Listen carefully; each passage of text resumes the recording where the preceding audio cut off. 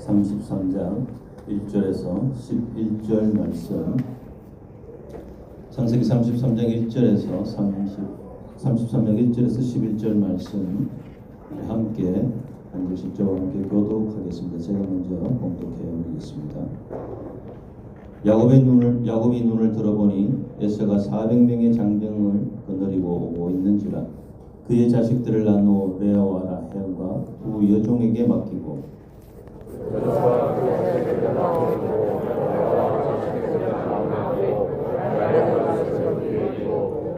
자기는 그들 앞에서 나아가되 몸을 7번 땅에 굽히며 그의 형 에서에게 가까이 가니 에서가 달려와서 그를 맞아서 안고 목을 어긋나키고 그와 입맞추고 피차오니라. 에서가 눈을 들어 여인들과 자식들을 보고 묻되 너와 함께한 이들은 누구냐? 야곱이 이르되 하나님이 주의 종에게 은혜로 주신 자식들이니이다. 내 여종들이 그 자식으로 더불어 나와 자라고 레아도 그의 자식들과 더불어 나와 자라고 그 후에 요셉이 라헬과 더불어 나와 자라니 에서가 이르되 나의 만난 바 이 모든 때는 무슨 까닭이냐.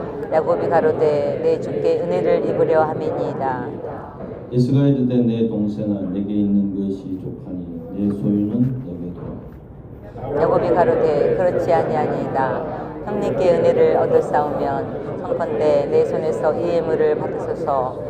내가 형님의 얼굴을 배운즉 하나님의 얼굴을 보는 것 같사오며 형님도 나를 기뻐하심이니이다. 함께 봉독하겠습니다. 하나님이 내게 은혜를 베푸셨고 나의 모든 소유도 적하오니 청컨대 내가 형님께 드리는 이 예물을 받으소서 하고 그에게 강권함에 받으니라. 아멘.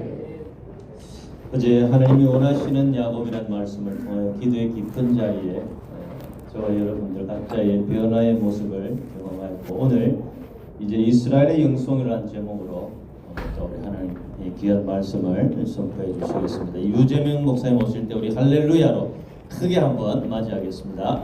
할렐루야!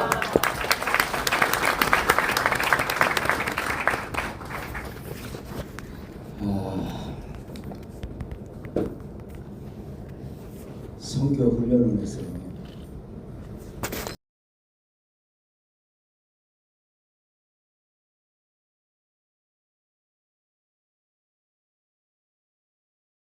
하루 내지 이틀 정도 강연을 하고 그때마다 우리 고목사님 뵈면서 형같고 무엇인가 잔잔한 느낌을 주시는 느낌을 가지고 내가 참 많은데 오늘도 주시는 말씀 들으면서 저런 말씀들을 좀 오래오래 들어주시면 좋겠다 그런 생각을 했습니다. 그 목사님이 스스로 그 가족들 모임에서 어딘가 가셔서 그런 거 느꼈대요. 내가 많이 새로워졌구나. 근데 역시 여러분 혹시 그런 거 느껴본 적 있어요? 어느 날 누군가를 용서하는 나를 보면서 헌신하는 나를 보면서 세상을 거절하는 나를 보면서 힘든 일 앞에서 왜 괜찮지? 인내하는 나를 보면서 내가 많이 컸구나. 이제 내가 많이 성장했구나. 이런 거 혹시 느껴보신 적 있어요? 언젠가 장로님들과 함께 수련회를 갔어요.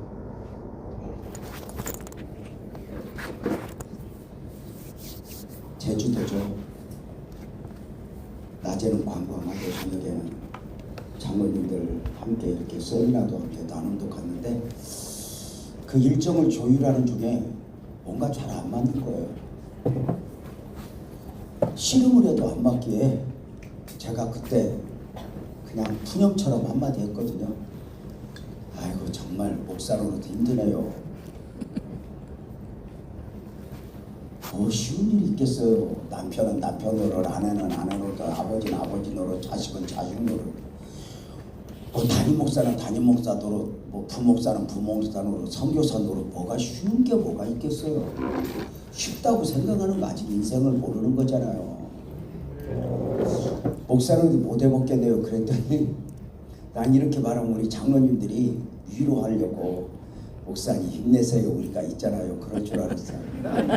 그 장로 총무 되시는 분이 가까이 내 옆에 오더니 내 귀에 대고 그래요. 목사님 장로 노릇은 쉬운 줄 아세요.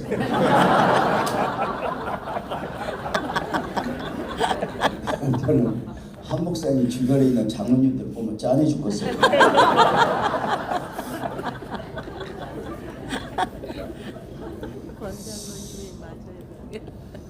성경이 그렇게 말하고 있죠.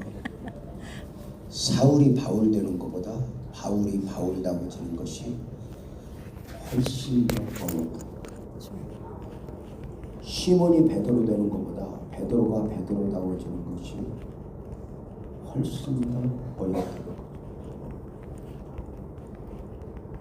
차라리 사울이 바울 되고 시몬이 베드로 되는 건 쉬워요. 왜냐하면 그것은 강권적 하나님의 은혜로 되니까. 그런데 바울이 바울 되고 베드로가 베드로 되는 것은 시간의 연수를 채운다고 해서 저절로 맺어지는 열매가 아니에요. 이런 말이 있잖아요. 사람의 나이만 늙으면 노인이 되는 것이지 성인이 되는 것은 아니다. 이렇게. 나이는 많았는데 더 어린아이 같아지는 그 심리학적 용어 중에 노인아이라는 말이 있어요. 노인인데 아이가 돼. 잘 익어야 되는데 누군가에게 부담을 주고 상처를 주고. 목사가 그래요. 시몬이 베드로 되는 것보다 베드로가 베드로다워지는 것이 힘들지 목사가 되는 것보다 목사다운 목사 되는 게 그렇게 쉽지 않아요. 선교사가 되는 것보다 어쩌면 선교사다운 선교사가 되는 것이 정말 쉽지 않아요.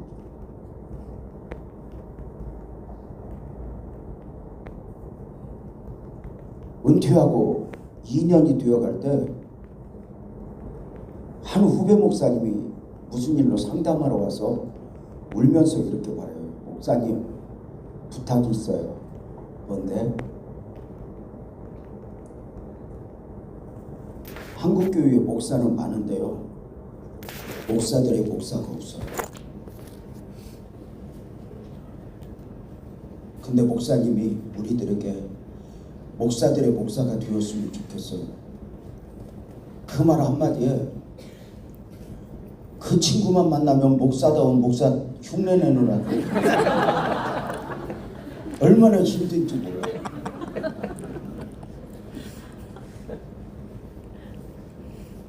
쉽지 않죠. 목사다운 목사가 되는 것은 처절한 영적 싸움이죠. 왜 그렇게 힘들까? 두 가지로 말씀드릴 수 있을 것 같아요. 하나는 하나님 앞에서 나여야 하게. 아멘. 어제 잠깐 언급을 했지만 하나님은 사람이 보는 것과 다르잖아요. 사람은 외모를 보아보니와 나 여호와는 중심을 보느니라.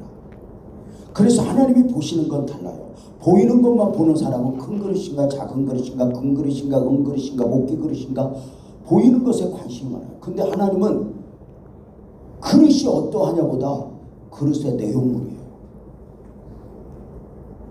저는 종종 세상적 용어와 함께 이렇게 목회적 측면에서도 선교적 측면에서도 그릇이 커야 하나님이 크겠어. 나는 그 말 안 믿어요. 내가 믿는 하나님은 너무 좋았던 게 뭐냐면 작은 그릇 안에 지구도 담아요. 내가 클 필요는 없어. 나는 끊임없이 작아지고 작기 때문에 내 안에 하나님을 담지 않고는. 그래서 그 하나님을 담기 위해서 날마다 울면서 여기까지 왔어요.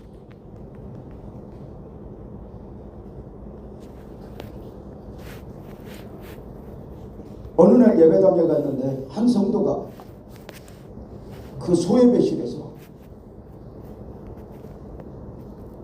오후에 두 손을 들고 기도를 얼마나 간절하게 하는지 그 뭔가 느낌이 있어요. 가서 무슨 일 있나가? 그래서 안수해 주러 갔다가 안수 못했어요.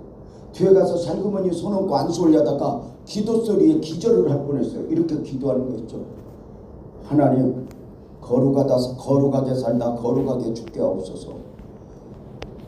그 기도 앞에 제가 망치를 맞았어요. 나는 한 번도 못 해봤던 기도예요. 근데 자식 때문에 울고 남편 때문에 우는 것이 아니라 거룩하게 살다 거룩하게 죽게 하옵소서.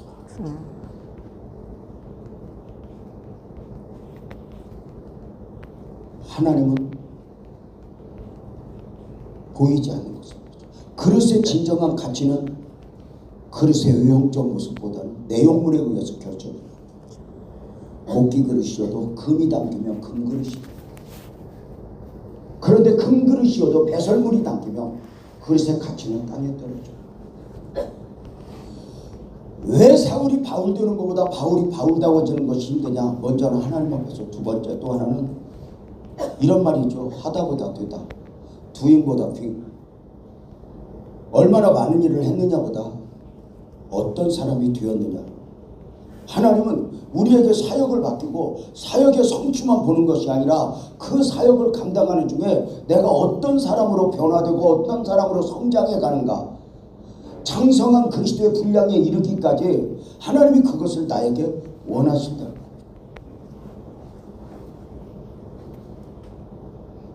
여러분은 힘들게 하는 성도, 감당할 수 없는 광야적 환경 앞에서 여러분 스스로의 성장을 느껴보셨습니까? 얼마나 많은 일을 성취하느냐보다 어떤 사람이 되었느냐, 이걸 놓아버리면 성취가 나중에는 내 발목을 잡아요.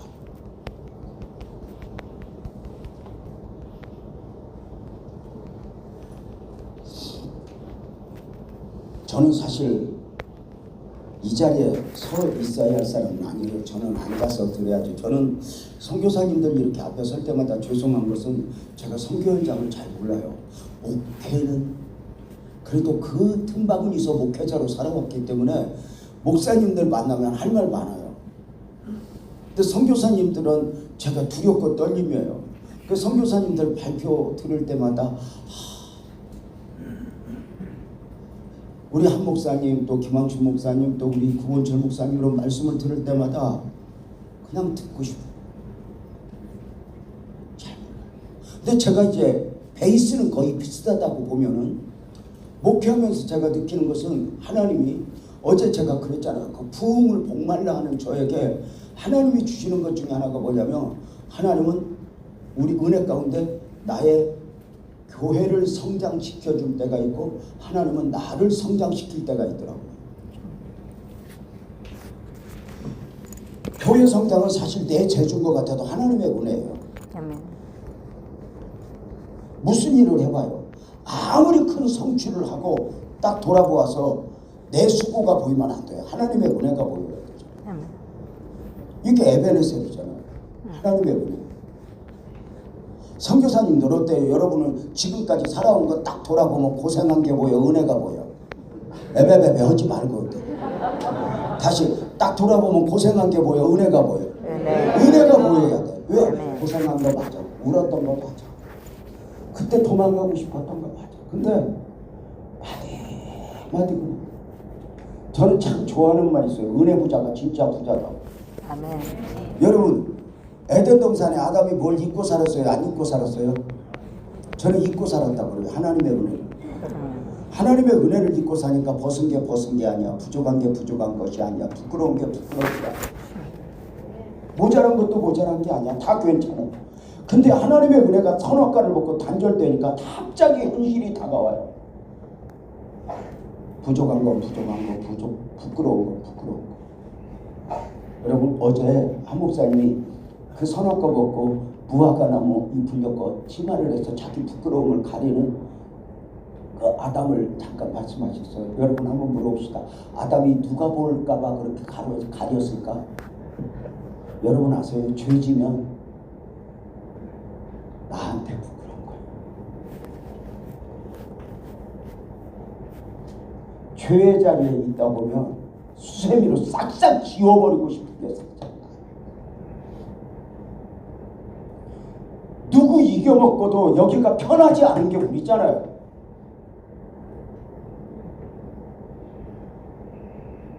하나님은 그만두고 누가 안 봤다 이거 말하기 전에 그 부끄러움을 느끼고 지워버리고 싶은다. 그래서 또 울고 또 울고 또 울고. 근데 어느 날 양심에 화인 맞아서 그래도 괜찮은 나가 되어버리면 이건 우리 정말 부끄러운 불행이잖아.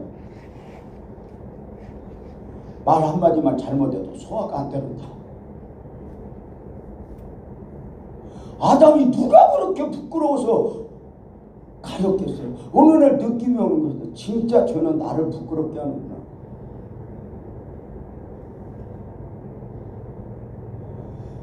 교회를 성장시키는 거 때로는 사역이 변화가 없으면 이런 말을 저는 종종 해요. 후배들한테. 이제 네가 가라.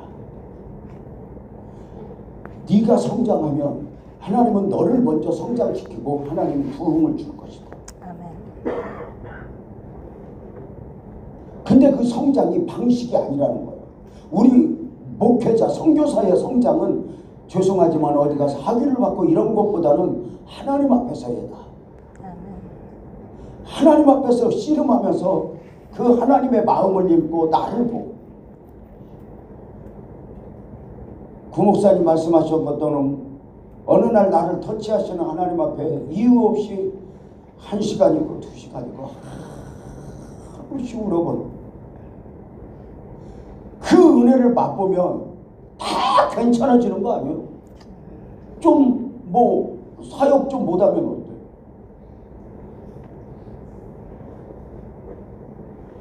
여러분은 사역 잘하고 싶은 이유가 잘하고 싶어서요? 얼른 잘해서 누구한테 보여주고 싶어서요? 그냥 대답을 질문이 이상해서 대답 안 할 줄은 알았어요.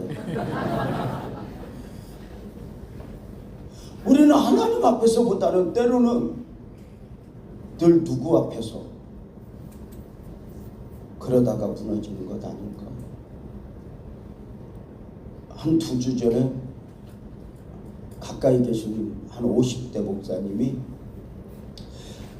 어떤 문제를 가지고 이 목사님한테 의논하고 저 목사님한테 의논하고 그 문제를 해결하는데 그 목사님 같이 가지고 하고 나한테 목사님 같이 가지고 하고 막 그러겠어요. 내가 손을 잡거든. 네가 50이 넘었어. 네가 아직도 누구를 의지하냐? 하나님 앞에 물어. 하나님 앞에 물어서 답을 얻으면 그것이 잘못 받은 답이어도 합력해서 선을 주고. 근데 네가 머리를 쓰고 사람과 의논하면 우선은 길인 것 같은데 가보면 길이 아니야. 하나님과 씨름하는 법을 배워. 목회하면서 저는 느껴요. 하나님께 해답을 얻다 보면 잘못 받을 때도 많아요. 그런데 내가 이거 받았어 그리고 가다 보면 합력해서 선을 이루어요. 그런데 머리를 쓰면 쓰는 만큼 나중에 함정에 또 빠지는 거예요.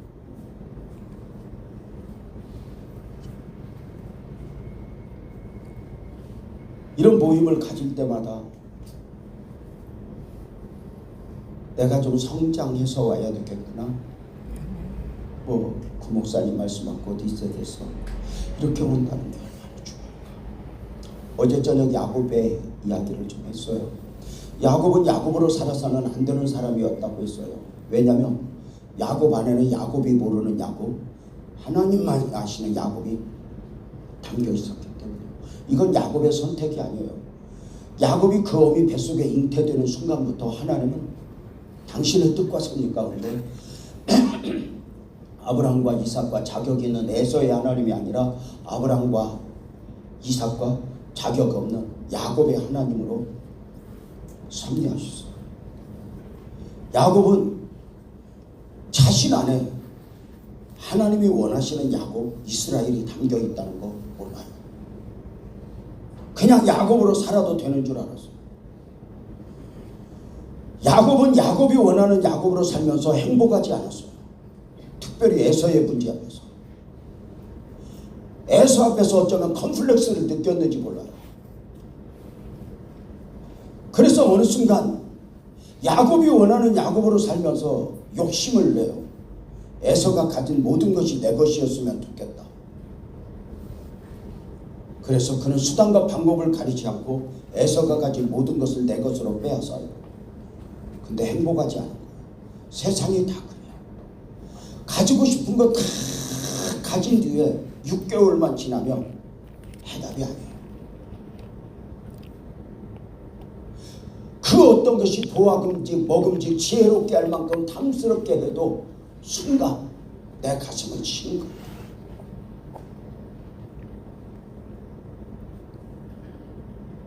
야곱은 에서가 자신을 죽이려 한다 하자 야반도주를 해요. 멀리 밧다라람 요삼촌의 집에 가서 20년을 살아. 거기서도 야곱이 원하는 야곱으로 살면서 외삼촌의 모든 것을 빼앗아요. 그곳에서도 함께 있을 수 없어요. 그는 나이 많아 90대 중반이 되어서 고향으로 돌아와요. 어쩌면 나이 많을수록 고향에서 살고 싶은 마음이 아닐까. 돌아오는 그에게 들려오는 소식은 20년 전에 자신을 죽이려 했다는 형 에서가 400명의 군대를 이끌고 온다고 그래요. 야곱은 야복나루를 건널 수 없었어요. 에서를 감당할 능력이 없었어요. 야곱은 야복나루에서 처음으로 무릎을 꿇어 하나님 앞에 간절히 구하기 시작해요. 그의 기도에 대하여 성경은 밤이 맞도록 하는 기도였고 허벅지 관절이 부러지기까지 하는 몸부림치는 기도였다고 했어요. 그런데 그것은 보이는 부분이고 기도가 준 진짜 축복은 무엇이냐? 그 야곱의 기도를 통해서 하나님은 또 다른 씨름을 하고 계셨다는 거죠. 야곱은 에서의 문제를 해결해 달라고 기도했는데 하나님은 비로소 에서의 문제 앞에서 야곱이 원하는 야곱에서 하나님이 원하시는 이스라엘로 다시 한번 새롭게 출발하게 하시는 하나님의 의도였죠. 적절한 시름이죠. 기도는 언제나 고비를 넘기죠. 야곱이 간절히 기도할 때 하나님이 그래요. 야곱아 날 샌다 그만하자. 창조주 하나님에게 날 새는 게 무슨 의미가 있겠습니까만 하나님은 날 샌다 그래요. 이때 야곱이 이래요. 하나님이 나를 축복하지 않으면 내가 하나님을 놓아드릴 수 없습니다. 이렇게 기도해요. 에서의 문제 때문에 기도하던 시작 야곱이 기도에 깊이 들어가면서 기도의 임계점 하나님이 느껴지는 단계가 가면서 비로소 자신의 문제는 에서가 아니라 내 안에 나라는 사실을 알게 돼요. 에서가 나를 힘들게 한 것이 아니라 내 안에 나가 힘든 게 과거에다 괴물 같은다. 출애굽에 쓰면서도 여전히 애굽을 그리워하는 어리석은 백성들, 목사가 되었지만 선교사가 되었지만 여전히 세상 것에 헐떡이는 우리의 어리석은들. 하나님은 가끔 하나님이 원하시는 나로 방향을 잡게 하기 위해서 에서의 문제 앞에 서게 해요. 골리앗의 문제 앞에 서게 돼요. 때로는 질병으로, 때로는 눈물로 앞에 서게 돼요. 이런 거 혹시 느껴보셨어요? 하나님이 나를 참 욕심내시는구나. 그런 거 혹시 느껴보셨어요? 내가 정말 이런 표현 하기 싫은데 제가 약간은 좀 밑바닥 인생으로 성장했거든요.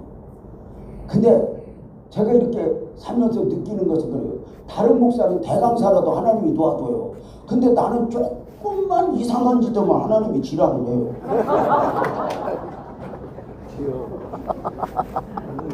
너 이래서 돼?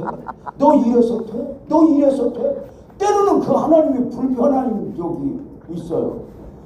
근데 좀 다른 종교 신들처럼 좀 내가 원할 때만 좀 함께 해주면 좋은데 하나님은 잠도 안 자고 나오고 함께 해요.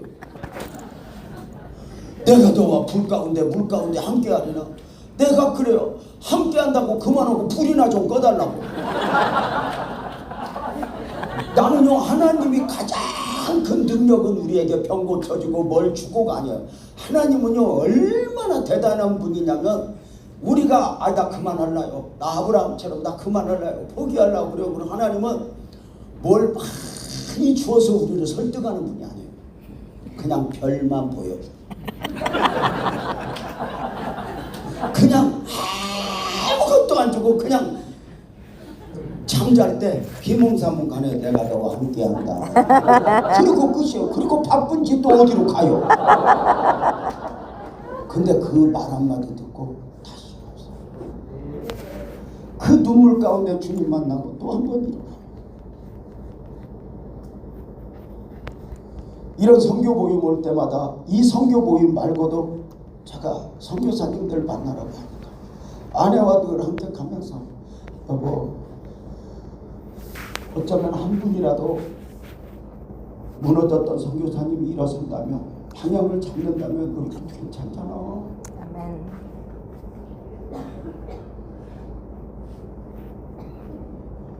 에서의 문제 앞에서 우리는 환경만 회복시켜달래요. 에서의 문제만 해결달래요. 근데 에서 그대로 두고 하나님은 그 안에서 너 이제 이스라엘로. 야곱이 이스라엘이 되었어. 에서를 만나러 가요. 문제는 야곱은 변했지만 에서는 변하지 않았어요. 여전히 400명의 군대를 이끌고 와요. 근데 야곱이 에서를 만나러 가는데 두렵지 않아요. 왜요? 야곱이 가는 것이 아니라 이스라엘로 가는 거예요. 아멘. 야곱으로 가면 문제도 문제고 문제 아닌 것도 문제가 돼요. 왜요? 늘 내가 문제이기 때문에 그래요. 근데 변화된 이스라엘로 가면 문제도 문제가 아니게 되는 거예요. 아멘. 이게 바울이 그랬잖아요. 40에 하나 감암매를 5번 맞아도 3번 대장으로 맞아도 죽었다고 수없이 내던져도 문제가 되지 않았어요. 그 가는 길 절대로 우리 같으면 바울이 크게 좀 사역할 수 있도록 다 막아주면 얼마나 좋아요. 파도의 위험, 강도의 위험, 일반 사람들이 겪는 그런 아픔 다 겪어. 한기홍 목사님 이렇게 김광식 목사님 이렇게 사역 다닐 때 하나님이 그때마다 하늘에 보약 하나씩 줘가지고 갑자기 막 힘이 나갖고 오면 얼마나 좋아요. 근데 어느 날 우리 한 목사님 나한테 눈 터졌어. 아니 자기 눈 터진 걸 왜 나한테 얘기해? 저도 마찬가지예요. 때로는 사역을 하다가 지난주에요. 운전대 잡고 신호등에서 너무 영적인 신호를 한 교회가 사고 오다가 차 딱 됐는데 신호가 딱 바뀌어요. 주님 집에 거의 다 왔네요 하고 딱 이러고 있어. 거기서 자고 있는 거예요. 주님이 덮어주지 않고 막아주지 않고. 그래서 또 약함을 보고 오는 거예요. 야곱이 에서를 만나러 가요. 근데 이제 문제가 안 돼요. 환경이 변해서가 아니에요. 환경은 그대로 있는데 이스라엘로 가는 거예요. 하나님은 더 좋은 환경을 주시는 분이 아니에요. 우리 사역 현장은 언제나 광야예요. 광야를 졸업하려고 그러면 안 돼요. 그냥 광야에서 사는 거야. 그 광야의 특징은 뭐야? 하나님 아니면 안 되는 거예요. 오직 하나님이어야 하는 거죠. 광야는 길도 없고 물도 없고 아무것도 할 것 없어. 근데 딱 하나, 방향만 잡으면 광야가 축복이야. 주파수를 하나님께 맞추고 아멘. 하나님과 교제하기는 최고 좋은 장소예요. 아멘. 왜냐하면 그 광야에는 TV도 없고 골프장도 없고 아무것도 없어. 주님과 교제하기는 최적의 장소. 근데 그 하나님이 때로는 우리를 사역의 관야로 보라. 너는 나 아니면 안 돼.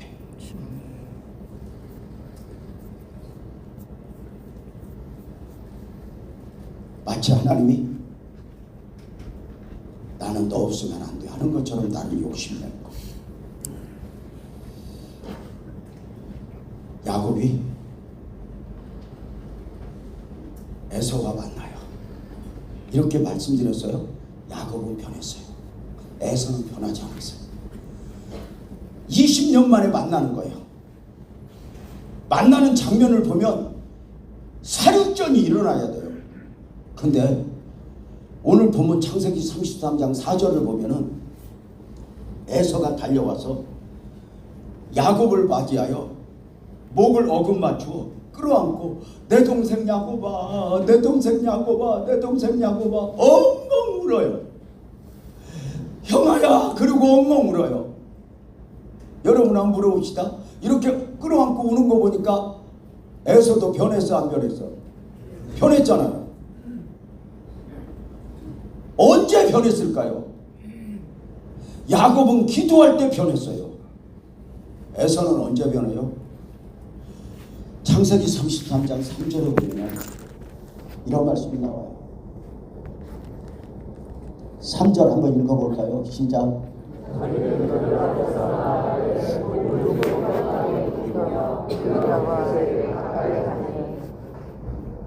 참 야곱하고 이스라엘하고 달라진 게 뭐냐면 에서 만나러 갈 때 처음에는 기도하기 전에 전부 아래 것들 다 보내고 지는 맨 뒤에서 가요.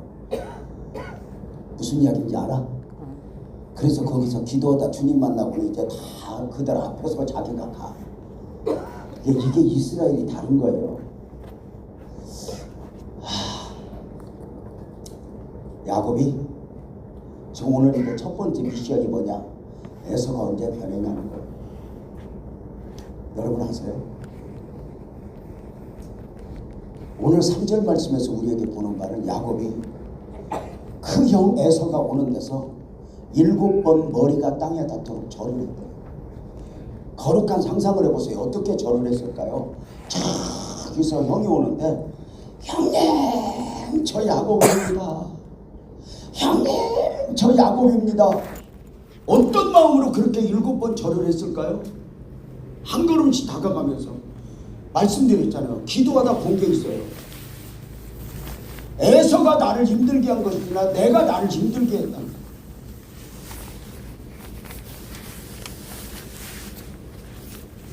에서가 문제라는 거 아니라는 걸 압니다. 그래서 에서 앞에 용서를 비는 마음으로 사과를 하는 마음으로 사랑을 담아서 7번 한 걸음 한 걸음 다가올 때마다 머리를 칵 자르는 멀리서 400명의 군대를 이끌고 오던 에서가 저기 야곱 같은 놈 하나가 있는데 형님하고 머리를 숙여요. 그러니까 저놈은 야곱 아니야. 야곱은 원래 저럴 놈이 아니야. 원래 싸가지 없는 동생은 형이라고 안 하거든요. 그것도 또 쌍둥이라고 나왔잖아요. 발뒤꿈치 잡고. 어떤 변호사가 그러더라고요. 야곱이 법적으로도 형이 될 수 있다는 거야. 왜냐하면 에서 발바닥보다 손목이 먼저 나왔기 때문에.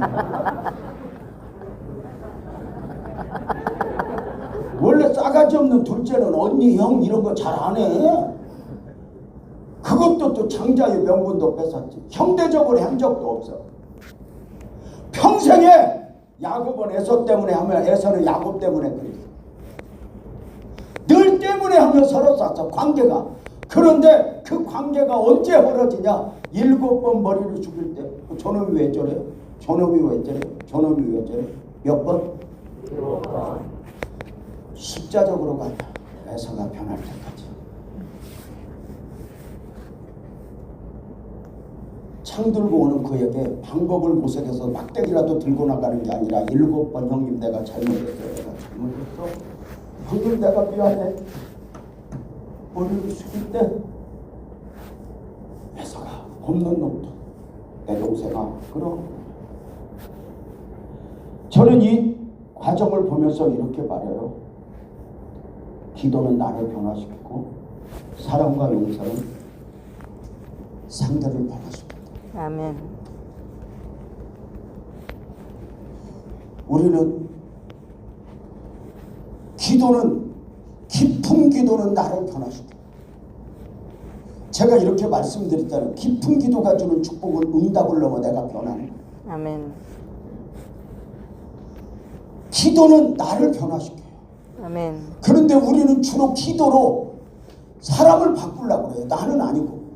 여러분, 내가 막 기도해서 남편이 바뀌면 좋겠어. 아이, 그만할래. 시간. 7번 머리 숙이려면 자존심 내려놔야 되잖아요. 제가 목하면서 종종 하는 말이 있어요. 자존심을 내려놓으면 사람을 잃어버리지 않습니다. 저울로 달면 한 근도 안 나오는 그 어설픈 자존심이 우리 사역에 얼마나 돌뿌리가 되는 줄 알아요. 얼마나 내 가까이 있는 사람 잃어버리는 줄 알아요. 여러분, 자식을 양육하는 부모에게 있어서 무슨 자존심이 필요해요? 여기서 말씀을 드려도 될까? 한 집사님이 상담을 해요. 울어요. 왜? 중학생 아이가 성도착증에 빠졌어요. 영상 이상한 거 보고 이상한 책 보고 방에 들어가면 냄새도 나고 애가 점점 눈에 희미해지고 뭔가 이렇게 죄라는 것이 그렇게 만들고 이상하잖아. 점점 망가져가는 아들을 늘 금식하며 왜 저렇게 씨름을 해도 안 되는 거예요. 어느 날 사순절 십자가에 못 박히신 예수님을 보면서 한없이 울던 그가 모진 결심을 해요. 그 어미가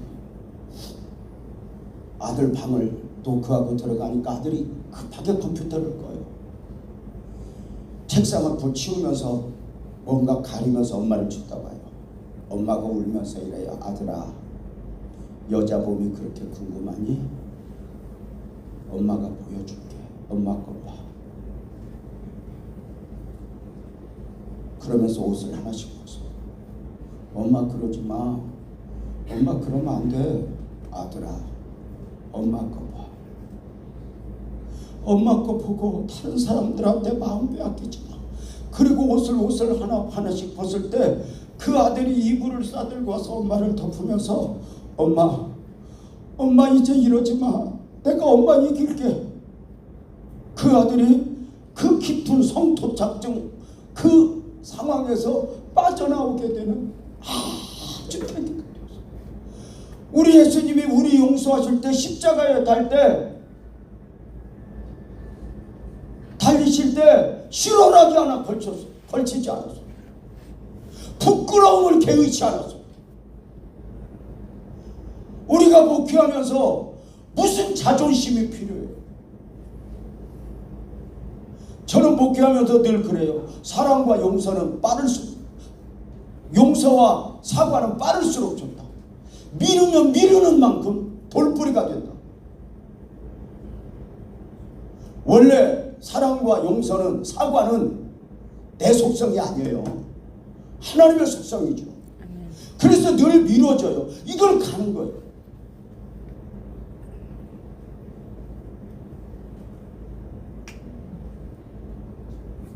자존심 내려놓아 봤어요.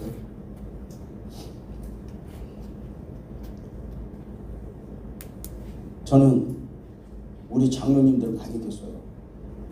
죄송하지만 어디에서 오신 협동장로님들도 많다 보니까 장로님들 중에 이름 모르는 장로님들도 있어요. 한경 목사님은 너무너무 사랑하니까 성도들 이름 다 알 거예요. 근데 저는 몰라요. 교회 10년 다니고 15년 다녔는데 어느 날 와서 그래요. 목사님 내 이름 아세요? 그래서 몰라. 서운하겠어 안 서운하겠어? 예? 서운하다고 그러는 거예요. 그래서 내가 그랬어요. 참 너는 제주도 좋다. 교회를 15년 다니면서 목사가 네 이름도 모르게 얼마나 은밀하게 신앙생활을 참 너는 은사요. 네가 나한테 2번만 와서 인사했어도 내가 네 이름 알아. 목사님이 왜 내 이름을 모를까? 나한테 원인을 찾아야지 목사님한테 찾으면 되겠냐? 내가 목사님한테 뭘 이겨먹어? 장로님 한 분이 억센 장로님이 있어요. 그 장로님은 경상도가 고향인데 평소 대화가 싸우는 거예요. 전화 통화를 하면 무서워요. 왔나 끊으라. 그 심장이 뛰어요. 문제는 교회에서도 사역을 그런 식으로 해요. 모든 당회를 다 사로잡아요. 그리고 홀라당 뒤집어 놓고 자기 마음대로 안 되면 부르르 끓고 그러다가 자기는 뒤끝이 없대요.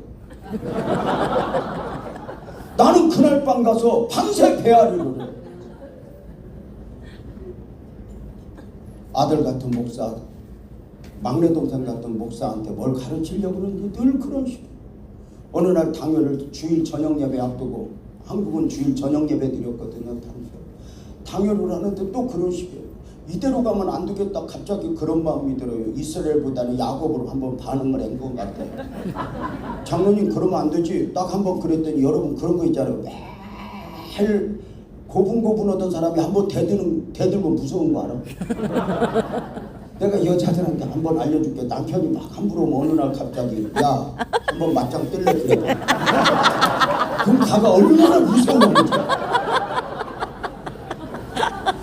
근데 늘 그러면 안 무서워요. 한 번만 해야 돼. 장로님한테 그러면 안 되지 장로님. 그러면서 말 몇 마디 했더니 그때부터 감당이 못하다 부탁 하는데 달려와서 싸울 것 같아. 저러면 맞아 죽겠다 싶어서 당연 나 지금 저녁 예배 설교 준비할 시간 됐으니까 끝내고 나 갑니다. 저 당연은 다음 주에 하겠습니다. 그러고 얼른 목양실로 가서 저녁 설교 준비하는 것처럼 또 도망갔죠. 그 사이에 장로님 난리가 났어. 끝나고 나가다 그 장로님과 가까운 장로님이 있는데 그 나하고 그 뒤끝없는 장로님 화장실 가고 장로님이 현관에 서 있는데 그 뒤끝없는 장로님 부인이 본당에서 내려오니까 이제 친구가 한마디 한 거야. 그 권사님 집에서 좀 잘 좀 해. 왜 그렇게 교회만 하면 목사님과 장로님 부딪혔어? 그러니까 왜 장로님은 나갔고 그러냐고 막 거기서 부부는 거의 비슷하잖아. 그러다가 자기 신랑이 화장실로 나오니까 당신은 어떻게 하길래 막 나까지 이런 소리 듣게 하냐고 토닥토닥 하다가 부부는 언제 하나 될지 몰라. 애들이 헷갈리는 게 뭐냐면 저녁에 무지무지하게 싸웠는데 자고 나서 웃고 나오는 그 부모를 보면서 이해를 못해. 그 밤에 무슨 역사가 있었는지. 부부가 하나가 돼갖고 목양실을 향해서 삿대질을 하면서 목사 교회가 네 거야 막 이렇게 막 해가지고 그럼 그때 막 저녁 예배 드리러 오는 성도들이 많으니까 여러분 그런 거 있잖아. 싸움꾼은 구경꾼이 있어야 더 열받는 거야. 성도들이 막 오니까 더 막 그러다가 그래 내가 없어지면 되겠네. 그러면 마음 변화겠네. 내가 없어져 줄게. 내가 교회 그만 나올게. 그리고 이제 성도들 오는데 두 대회가 가방 들고 가버렸어. 저는 몰랐어. 예배 드리러 가니까 분위기가 싸해. 아까 당회 때문에 그런구나. 그러고는 그냥 감당하면서 설교를 하죠. 설교 끝나고 오자마자 우리 아내가 아까 있었던 이야기를 다 하는 거예요. 여보야 이 얘기하면 당신 설교하는데 힘들까봐 말 못했어. 근데 장로님이 이렇게 갔어. 교회 그만 온대. 다른 성도들도 다 봤어. 어떨 거면 좋아. 그래서 괜찮을 거야. 괜찮을 거야. 아니 안 괜찮아. 너무너무 화내고 갔어. 괜찮아. 원래 뒤끝이 없잖아.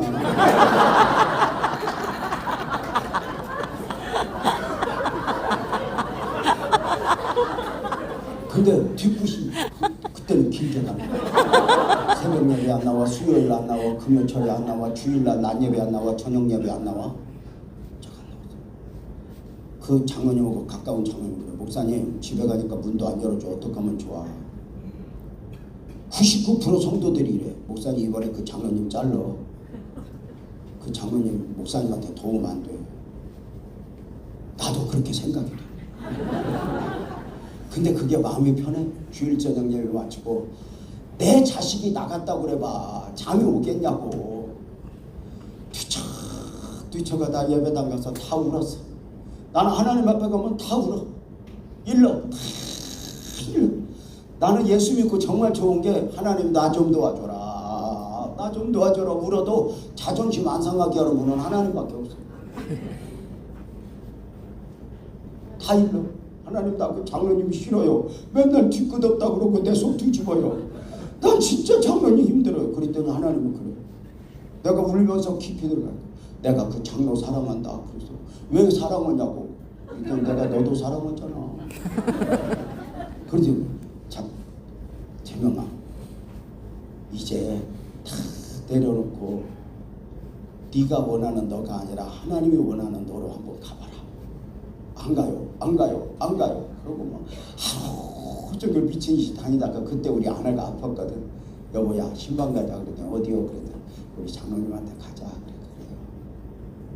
장로님한테 가서 딩동 둘렀더니 엉겹결에 문을 열어요. 그랬더니 이래요. 누구세요?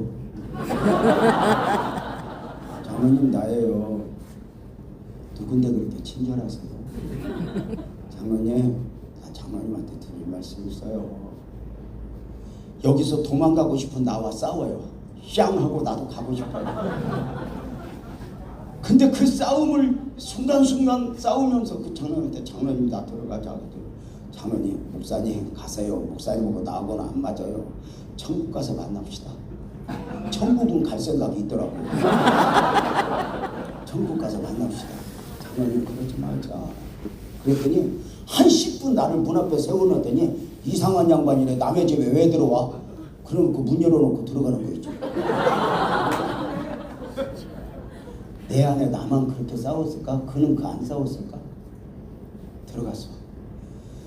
들어가서 앉았더니 그 장로님이 45도 각도로 이렇게 앉아. 내가 볼 때 눈을 딱 감고 기도. 제가 목회하면서 누구를 만나든 이 원칙이 있어요. 저는 신방을 가든 병원 신방을 가든 누구 상담을 하든 눈을 감고 딱 기도를 시작하면 그 시간과 관계없이 여기가 평안할 때까지 기도해요. 여기가 평안하면 실수 안 해요. 내 여기서 급해서 말이 먼저 나오면 100% 실수해요. 하나님 나 다스려줘요. 하나님 오늘 내 말이 아니게 해주세요. 평안 주세요. 주님과 함께 왔어요. 그러면 여기가 다스려지면 실수. 이러다 기도하니까 한 5분 이상 기도를 하니까 여기가 평안해지는데 다른 사람 앞에서 5분 기도하는 거 무지하게 길다. 눈을 떴더니 장로님이 45도 각도로 목사님 왜 오셨어요? 안 오셔도 되는데. 내가 무릎 꿇고 장로님 미안해. 내가 장로님한테 실수했어. 그랬더니 그 장로님이 그래요. 목사님 원래 하던 대로 오세요. 사람은 내가 저 사람을 싫어하면 그 사람도 나 싫어해요. 그거 다 느껴요. 영적인 동물이다. 교인 하나 저런 것 우리 교회 없어도 돼 하는 순간 그는 혼자만 가는 게 아니라 한 10명 데리고 가요.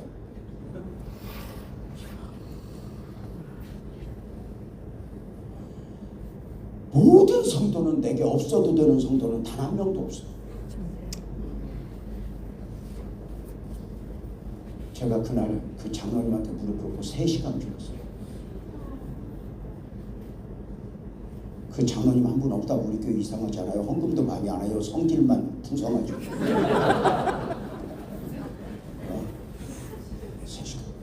3시간 무릎 꿇고 빌 때 그 화장실 장로님 2번 갔어요. 어떤 때는 말없이 5분 있어요. 그 거대한 싸움을. 장로님 화장실 2번 갔을 때 우리 아내가 내 손잡고 그래요. 여보 가자. 여보 가자. 그때는 이미 마음이 차분해졌잖아요. 손잡고. 괜찮아. 예수님 죽었잖아. 끝까지 가보자. 3시간 만에 장로님 딱 와서 앉아있는데 내가 3시간 만에 조금씩 어거지로 빌다 보니까 진짜 여기서 마음이 녹아서 장로님이 불쌍해지는 거야. 불쌍해지는 순간 3시간 만에 그 장로님 얼마나 불쌍한지 내가 진심으로 장로님 미안해. 내가 부족했어. 내가 나빴고 내가 못났어. 장로님 한 번도 품어준 적 없어. 그랬더니 그 장로님이 3시간 만에 딱 돌아서서 무릎 꿇고 그래. 목사님 잘못은 내가 했는데 목사님이 왜 빌어? 내가 지난 한 주간 목사님 얼마나 기다렸는지 알아?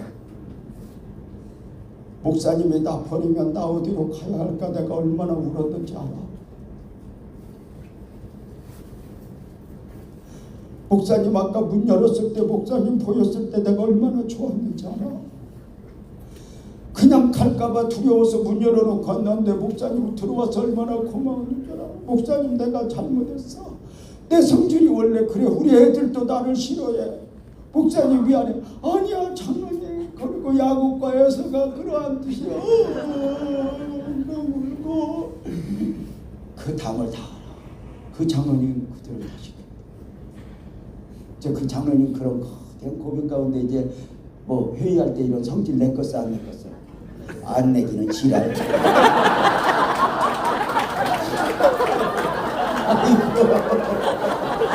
아니 그렇게 한번 변하면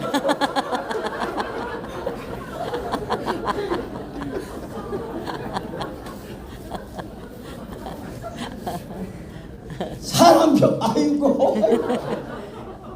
우리 교회 집사님이 남편 술 퍼먹는 남편을 보고 20년을 기도해서 난 기도 안 한대. 왜? 어떻게 그렇게 기도해도 남편이 안 변하냐. 야 매일 20년 와서 기도하고 말씀 듣는데 너도 안 변하는. 그 술만 퍼먹으면 그놈이 무슨 은혜를 입었다고 변하겠냐.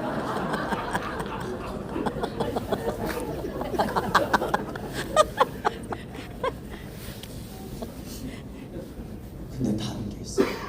화를 탁 냈다가 꺾여 내려놓는 연습을 해. 그 두 분이 은퇴하실 때 내 방을 찾아왔어. 부부가 이렇게 말하더라. 목사님 절 받아서. 목사님 장로님 왜 그래? 절 받아 목사님. 무릎 꿇고 절을 하면서 이래. 목사님 내가 교회 네 군데 옮겼어. 누구도 나 품어주지 못했어. 근데 목사님이 나 이렇게 은퇴시켰다. 목사님 고마워. 그리고 그 호랭이 같던 장로님이 요새는 흰머리가 쫙 빠져갖고 지난번에 우리 아내가 그 장로님 아프다고 찾아갔어요.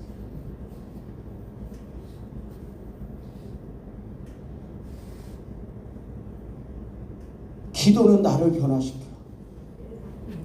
그런데 사랑과 용서는 원수도 다 변하게. 용서와 사과는 빠를수록 좋아. 내가 우리 아내한테 언젠가 그런 적이 있어. 여보, 당신은 왜 살면서 나한테 한 번도 사과를 한 적이 없어? 그랬더니 우리 아내가 걸작해. 그 소리를 듣고 가만히 생각하니까 내가 진짜 사과를 안 했는데 왜 안 했는가 보니까 우리 생각에도 자기는 잘못한 적이 없더라. 아이 내가 이 지랄하고 살아요. 내가 그때 쓴 글이 뭐냐. 여자는 메시아. 여자는 길이고 진리고 생명이야. 잘못한 적이 없어. 그래서 여자들은 늘 내 말만 잘 들으면 우리 집에는 문제 없다고. 그 어설픈 메시아하고 사는 남자들이 얼마나 힘들고. 그 여자들이 왜 잘못한 적이 없다고 그러냐면은 뭐든지 안 할라다 해서 그래. 하와 후손이라. 결혼도 안 할라다 해. 만날 것도 안 만날라다 해. 애기도 안 날라다 나. 사는 것도 안 살라다 살아. 먹는 것도 안 먹을라다 먹어. 오늘 또 안 올라다 왔잖아. 그래서 늘 책임에서 이렇게 물러나 있어. 그러니까 원인은 너요. 내가 잘못한 건 딱 하나요. 너 만난 거.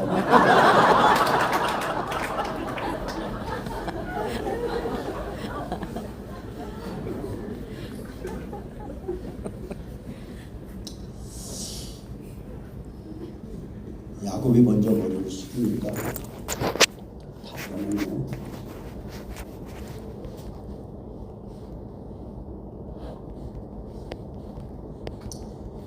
우리가 사역에 이렇게 이끌었잖아요. 이렇게 이런 센터를 지어서 뭐 이런 자랑도 있을 수 있지만 하나님 앞에는 그거 갖고 안 돼요. 우리 화성교회 가서는 그거 할 수 있어요. 근데 하나님 앞에서는 용서의 흔적, 내려놓음의 흔적,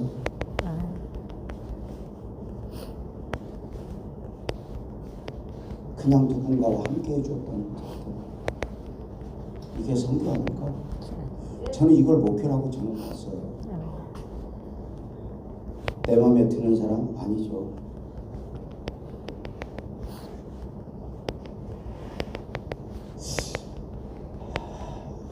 (37년) 전에 교회를 개척해서 섬기는데 진짜 멀쩡한 게 안 오더라고요. 개척교회가 생겼더니 그래서 진짜 저 시험 많이 들었어요. 하나님은 내가 배운 거 없고 능력이 없으니까 이상한 것들만 보내는 것 같아서. 그리고 뭐 조금만 멀쩡하면 저쪽 교회로 다 가. 나도 많이 아팠어요. 그런 과정을 거치면서 성전도 건축하고 교회를 성도들이 전도했다 그러고 이제 겁이 나요. 멀쩡한 것 좀 전도하라고. 우리 아내가 전도했대요. 알코올 중독자 조석준을 전도했어요. 어느 날 왔는데 맛이 반절 가갖고 왔어요. 우리 아내가 전도했대요. 우리 아내가 그때도 몸이 많이 아팠는데 아프니까 더 아픈 것들만 되고.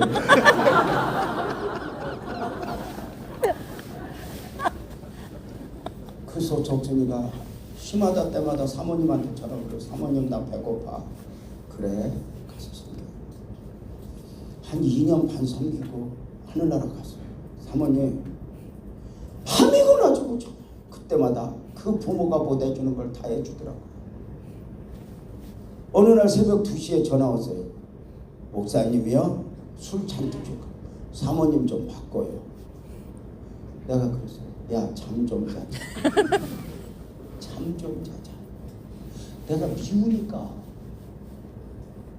잠 좀 자자 그랬더니 목사가 말을 꺾네. 기다려. 내가 지금 목사님 집에 가서 불질러 버릴 거야. 불지르는데 내가 얼마나 자다가 깨갖고 기도해줄 줄 알아. 주님 딴 집으로 가게 하소서. 앞거는 우리 아내가 어느 날 그래. 여보 나 전도했어. 내일도 한 사람 데리고 간다. 불안한 거예요. 주일날 우리 아내가 휠체어를 밀고 한 사람을 데리고 오는데 예배당 저 문이 열리니까 몸에 썩은 내가 여기까지 와. 강대상까지. 또 희한한 게 왔구나. 교인들 앉아있는 사람 인상을 딱 써. 강세훈 할아버지. 그 할아버지는 부모한테 재산을 많이 물려받았어. 그리고 그 사람 꿈이 유학도 갔다 오고 공부해서 저 교수가 되는 게 꿈이야. 나이 55세가 되도록 정교수가 못 됐어. 부모가 물려준 돈 있는데 배불렀는데 뭘 그렇게 공부를 세게 했겠어. 근데 교수 되는 게 꿈이야.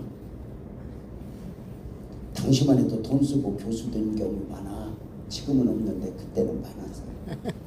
그래갖고 교수 발령 나서 55세에 출근 일주일 앞두고 중풍 왔어. 한이 맺혔어. 광인이 됐어. 그냥 다 미친 듯이 휘저으니까 그 아버지 모시고 사는 아들 며느리가 방에 넣어놓고 문장도 넣고 오강도 주고 밥상도 주고 일주일에 한번 받겠다 햇빛 쐬게 하고 그리고 이제 도우미들 불러서 청소하고 그래. 그걸 10년 넘게 한 거야. 이 할아버지가 광인이 됐어. 그 햇빛 쪽에 내놓은 날 우리 아내가 전도를 한 거야. 그 햇빛 쪽에 있는 할아버지한테 할아버지 교회 가실래요? 가고는 싶은데 할아버지 제가 모시고 그러면 좋지. 그래가지고 데리고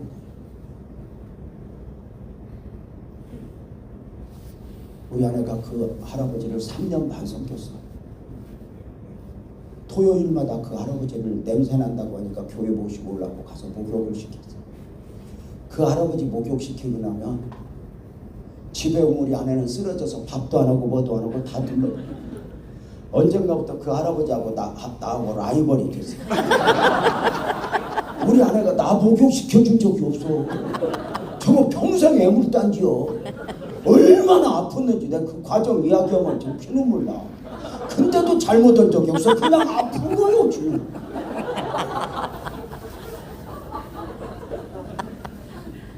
아픈 메시아하고 사는 게 쉽지 않아.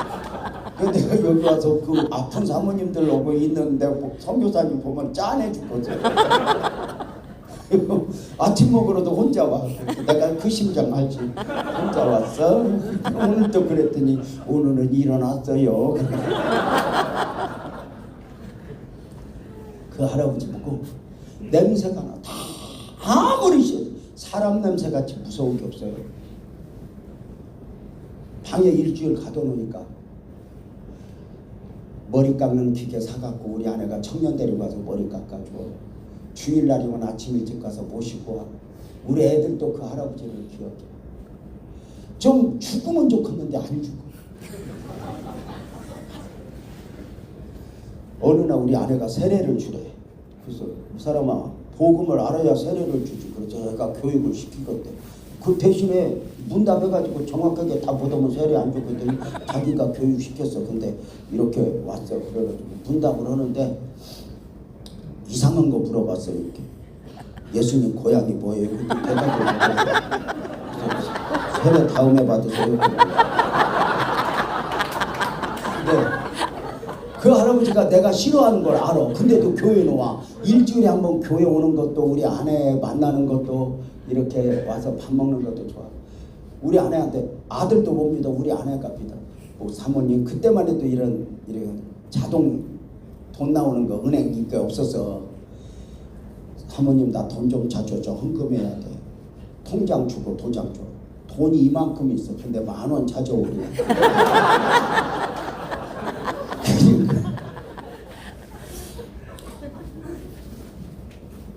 그러다 기적이 일어났어. 하나님이 내 기도를 들어다가 교회에서 한 3km 되는 데로 이사를 갔어. 아들이 집을, 멋진 집을 싸갖고 신나. 우리 아내한테 여보, 할아버지한테 교회 가까운 데로 옮기라 그래. 그랬더니 못 됐대. 자기도 정든 거야. 그 섬겨주다 보면 못 됐대. 그래도 말은 해봐. 그랬더니 이삿짐 정리해주면서 그랬대. 할아버지 교회 가까워지는데 교회 옮길래요? 그랬더니 그 할아버지가 나는 한번 정하면 죽을 때까지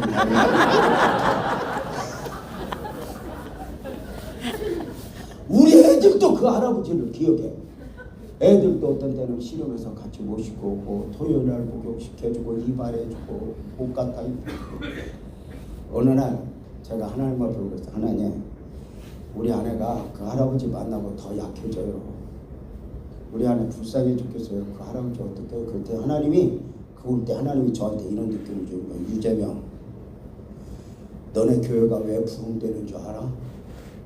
너네 교회에 왜 교수가 온 줄 알아?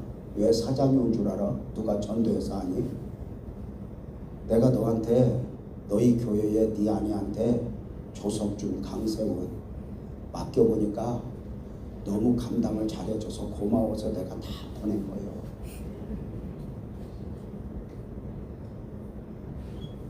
그 강세훈은 진이 아니라 복이요. 제가 많이 울었어요.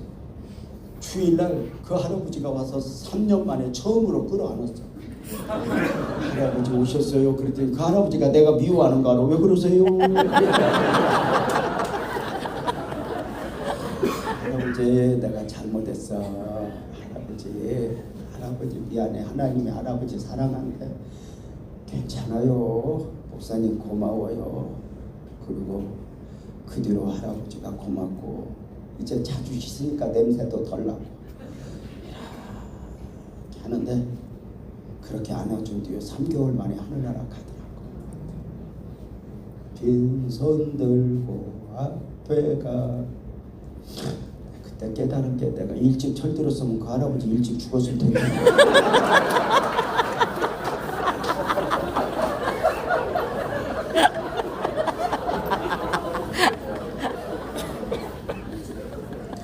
근데 교회가 몇천 명, 몇만 명 것도 있어. 그런 게 재산인 거야.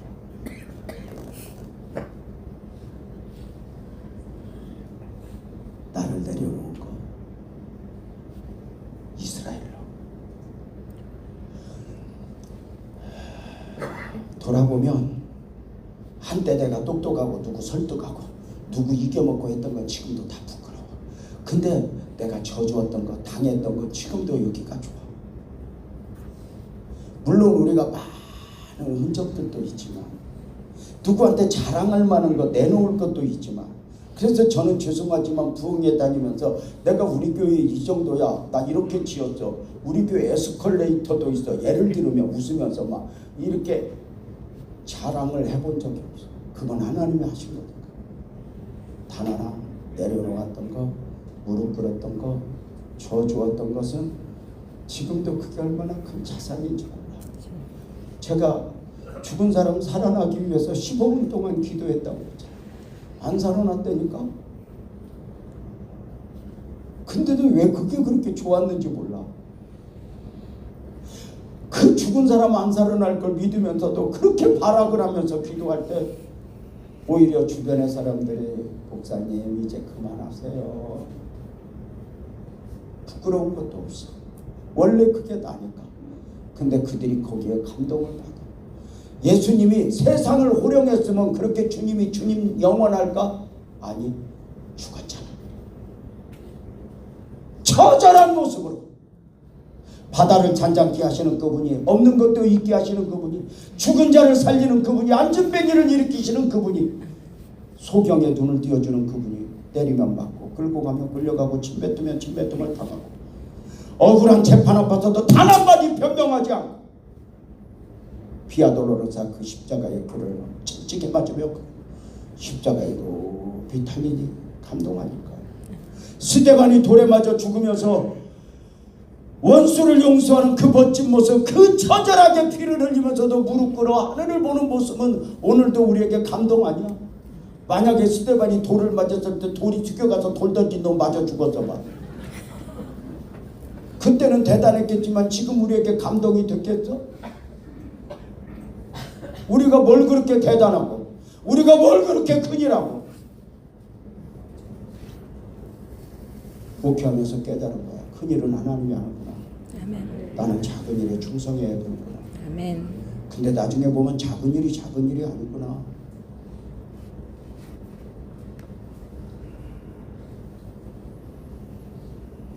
기도하겠습니다. 하나님 아버지 고맙습니다. 오늘 이스라엘 영성으로 산다는 것이 무엇인가 나눔을 가졌습니다. 이 아시아권 선교사님들 태국이 다르고 베트남이 다르고 필리핀이 다르고 인도가 다르고 다 다른데 주님은 동일하고 사랑과 용서는 동일한데 그 진리를 붙들고 씨름하는 우리 선교사님들에게 꼭 이스라엘 영성으로 이스라엘의 옷을 입고 그렇게 사역지로 가실 수 있도록 은혜를 주십시오. 아멘. 주님이 하셔야 됩니다. 아멘. 저들이 울 때 눈물을 닦아주시고 저들이 힘들랍시면 일으켜주시고 포기하랍시면 내가 너를 불렀다. 내가 너와 함께한 바다. 또 한 번 하나님 힘주어서 아멘. 그렇게 걸음을 옮기도록 은혜 주십시오. 아멘. 언제나 주님은 주님이십니다. 예수님의 이름으로 기도합니다. 아멘. 아멘.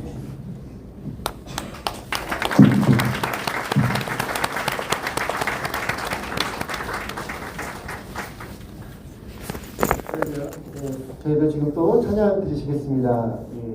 율동팀